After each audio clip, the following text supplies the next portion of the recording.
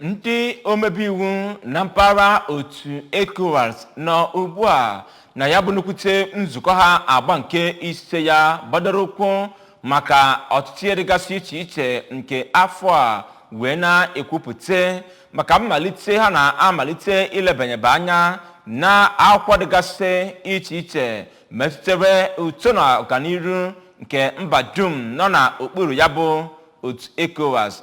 Ya bụ akwụkwọ ka akọwapụtara na ihe dịgasị iche iche bụ nke a ga-elebanye anya n'ime ya bụ dịka ha si wee kwekọrịta na nzukọ ha nke ikpeazụ ka ekwi ajide nke ụlọọrụ anyị dị n'Abuja kọtapụrụ gị akụkọ a.